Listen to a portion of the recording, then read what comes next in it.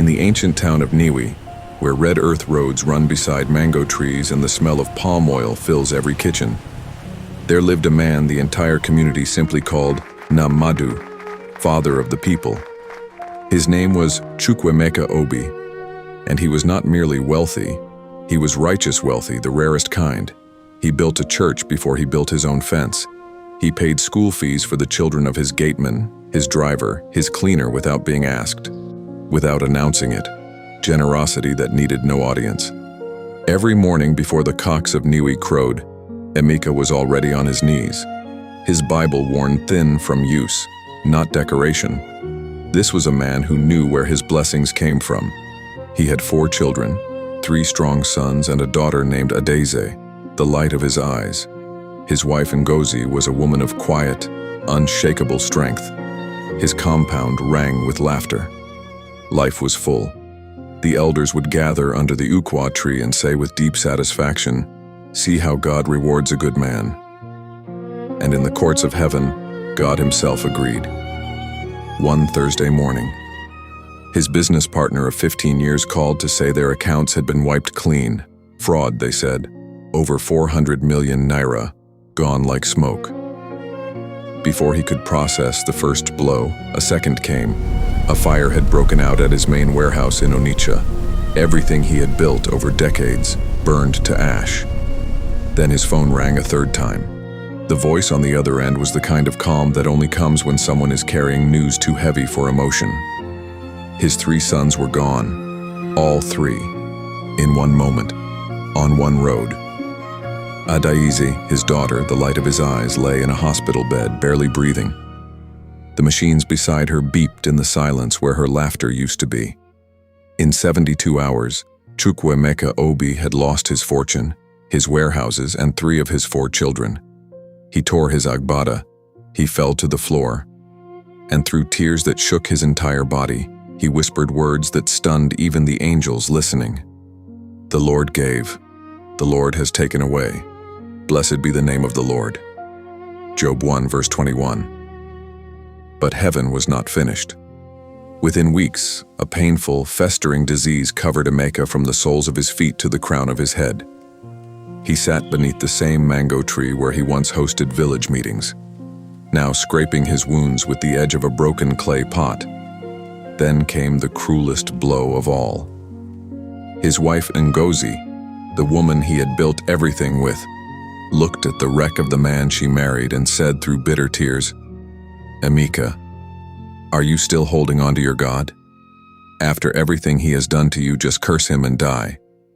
He looked at her slowly, his body broken, his compound silent.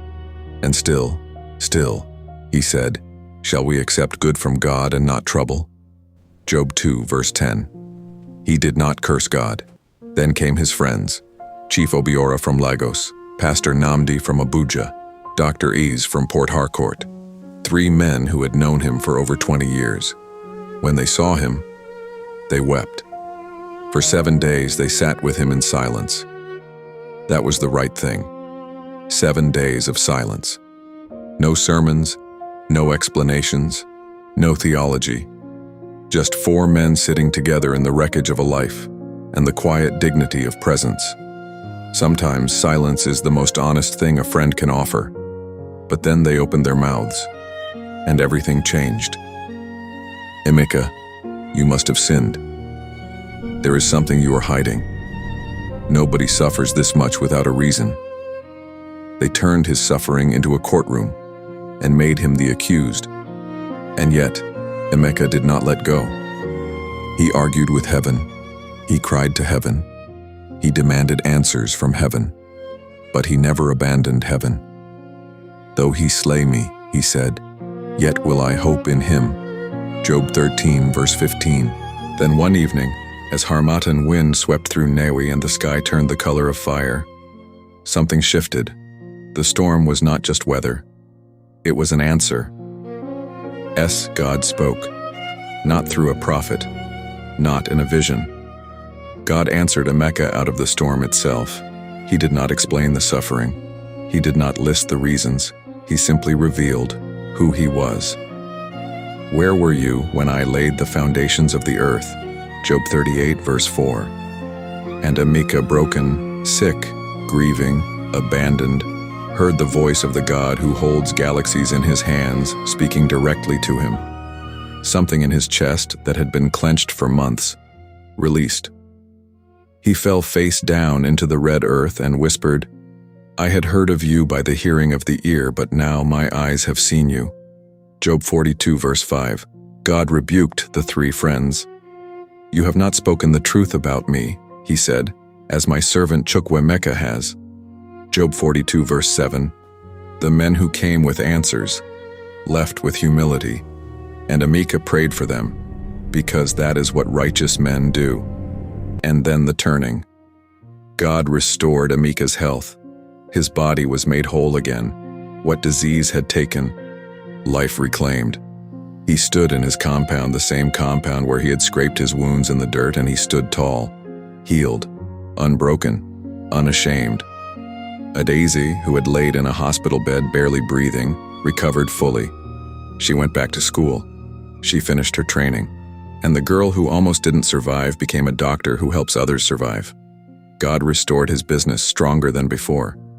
New children came to fill the compound with laughter again. Ngozi, humbled and restored, became his greatest support once more. And the elders of Nnewi gathered under the ukwa tree, and this time they said something different. We have seen the end of the Lord.